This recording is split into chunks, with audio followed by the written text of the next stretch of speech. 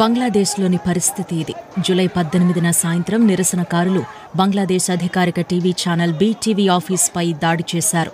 సామాగ్రిని ధ్వంసం చేశారు. అద్దాలు, లైట్లు పగలగొట్టి ఆఫీస్కి నిప్పు పెట్టారు.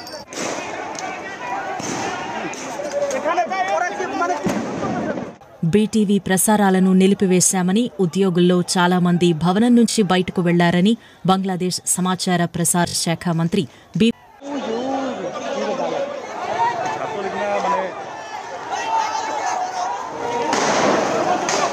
అంతకుముందు ఆందోళన చేస్తున్న విద్యార్థులపై పోలీసులు టియర్ గ్యాస్, రబ్బర్ బుల్లెట్లు ప్రయోగించారు. BTV ఆఫీస్పై దాడి చేసిన వ్యక్తులు అంతకుముందు ఓ పోలీస్ స్టేషన్ను తగలబెట్టారని టీవీలో పనిచేస్తున్న ఓ ఉద్యోగి చెప్పారు.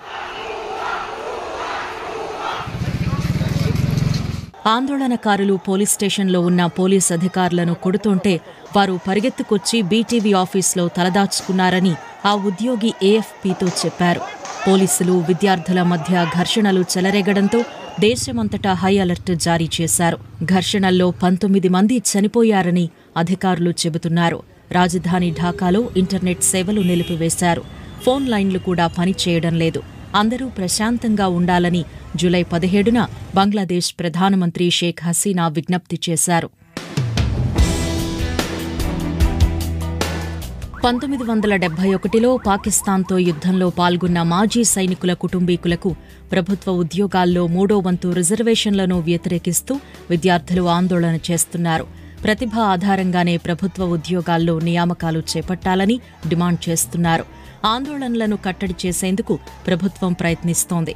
విద్యార్థుల మధ్య కమ్యూనికేషన్ లేకుండా జూలై 18న ఇంటర్నెట్, మొబైల్ సేవలను నిలిపివేసింది.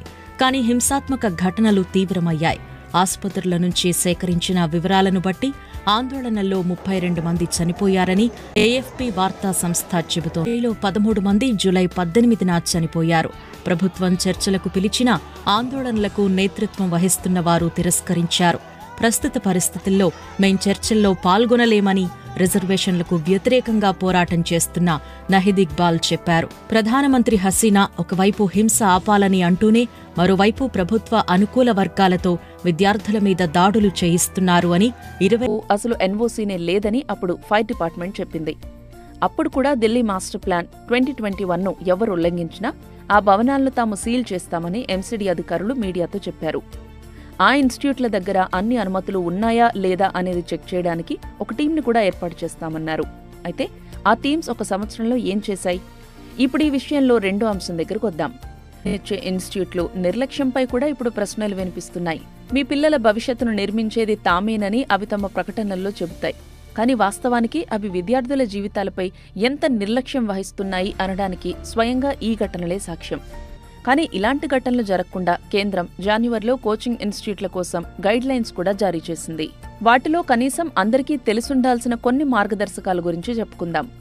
ఒక కోచింగ్ సంస్థకు అనేక బ్రాంచ్లున్నట్లయితే అప్పుడు ప్రతి బ్రాంచ్ని విడిగా ఒక కోచింగ్ ఏంటి, కోర్సు ఎంతకాలంలో పూర్తవుతుంది, ఫీజు ఎంత అనే పూర్తి వివరాలు స్పష్టంగా తమ వెబ్సైట్లో పెట్టాలి.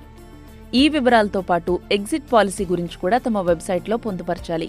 అంటే మొదటే మొత్తం ఫీజు చెల్లించిన ఒక విద్యార్థి కోర్సు మధ్యలో వెళ్లిపోవాలని భావిస్తే అతనికి మిగిలిన ఫీజును 10 రోజుల్లోగా తిరిగిచ్చేస్తాం అన్న వివరాలు కూడా వెబ్సైట్లో తెలపాలి.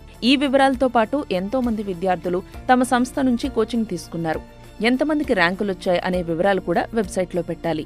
తమ దగ్గర అడ్మిషన్ తీసుకునేలా మీకు ర్యాంక్ గ్యారంటీ అని లేదా మంచి మార్కులొచ్చేలా